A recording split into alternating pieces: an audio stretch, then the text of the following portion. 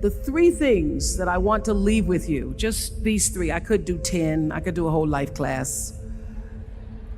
But just these three things will carry you if you let them. First and foremost, knowing who you are.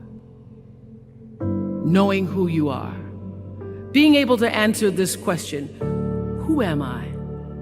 And what do I want? Who am I really? My answer is I am God's child. I am that which is born of all that is. I am, as Pierre de Chardin said, a spiritual being having a human experience.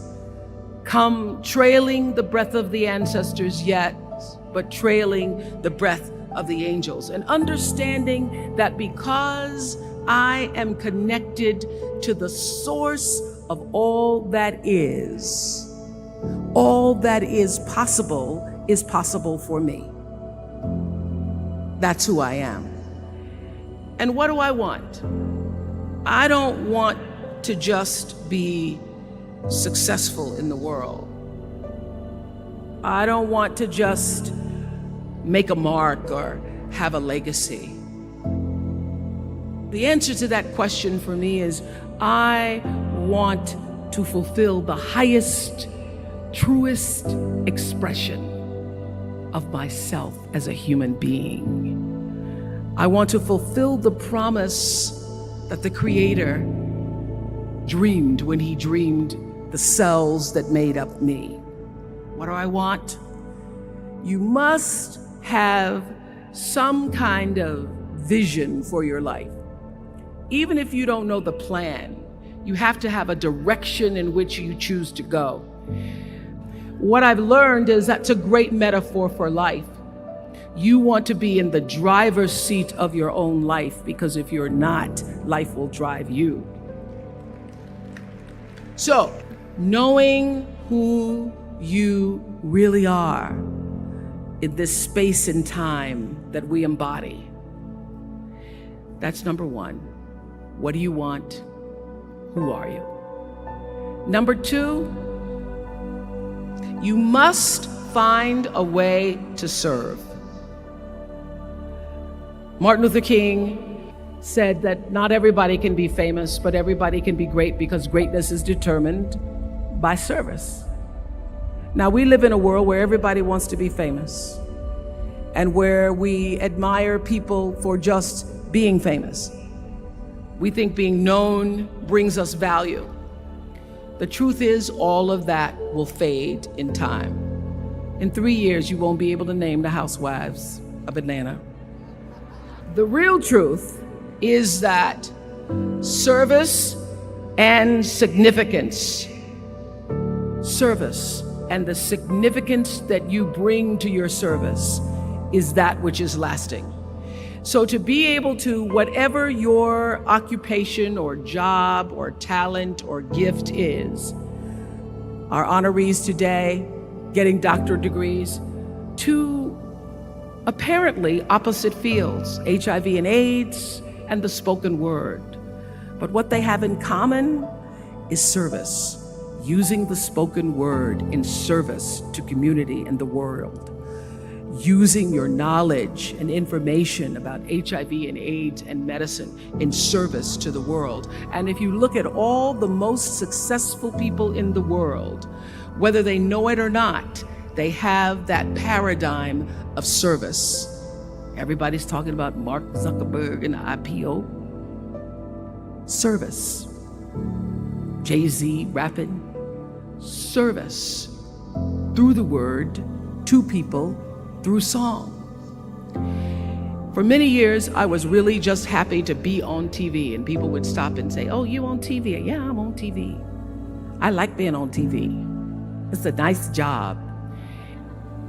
And it was about the time that I received my honorary doctorate from Spelman around 1993. So I don't know if that had something to do with it. I thought of myself as Dr. Winfrey.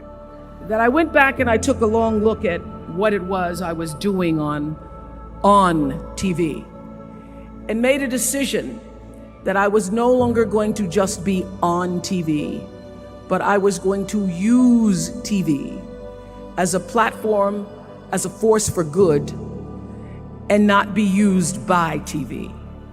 And I will tell you, my decision to make that significant change in the way I operated on television, using television as a service, changed my career exponentially.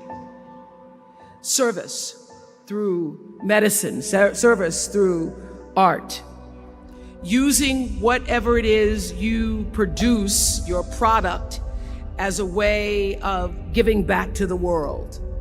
When you shift the paradigm of whatever it is you choose to do to service, and you bring significance to that, success will, I promise you, follow you. Service and significance equals success. That's number 2. Number 3, it's so simple, but so hard to do. Always do the right thing. Be excellent. People notice. Think of how you notice. You go to Taco Bell, somebody gives you an extra napkin and some sauce. You notice. You want to go back to that person, because even at Taco Bell, excellence shows itself. Be excellent. Let excellence be your brand. Everybody talks about building a brand. I never even knew what that was. When people say, you're a brand, I would say, no, I'm just Oprah. What I recognize now is that my choice to, in every way, in every example, in every experience, to do the right thing and the excellent thing is what has created the brand. And what I know is that when you are excellent, you become unforgettable. People remember you. You stand out. Regardless of what it is, you become an unforgettable woman. And that is what we all want. We want to be unforgettable and not forgettable. So doing the right thing, even when nobody knows you're doing the right thing, will always bring the right thing to you.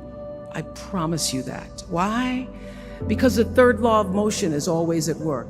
For every action, there's an equal and opposite reaction. That is so true in all of our lives. You just have to do the right thing, and the right thing will follow you even when people don't support it.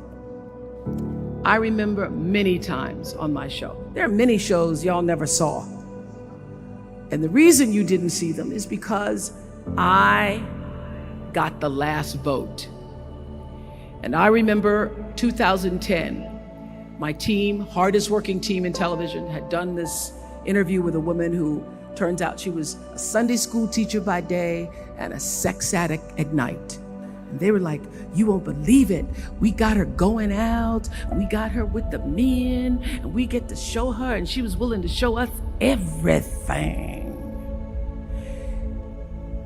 I sat down with a woman for an interview that was taped. And during the process of the interview, I said, why are you doing this? And she said, oh, I want to help people. I want to tell my story and I want to help people. I said, do you have children? She says, yes, I have a 10-year-old son. I knew right then, this is never going to see the light of day. So we got off the air and I said to the lady, we are not going to air that show. And she said, why? My producer said, why? She knew she was being filmed. She knew what she was saying. She knows what I said, because her son will never get over it. Her son will never get over it. And it's not worth a rating point to me. Not worth a rating point to me to know that there's a 10-year-old boy who's destroyed because his mother went on the Oprah Winfrey Show and told all her business. You do the right thing, even when other people think it may not be. And oftentimes, when you make a decision to do the right thing, immediately you're faced with doubt. Was that the right thing? Was that the right decision? I don't know, was that the right thing? You always know it's the right thing, when in the end, there is peace. You are rewarded by peace in knowing that you did the right thing.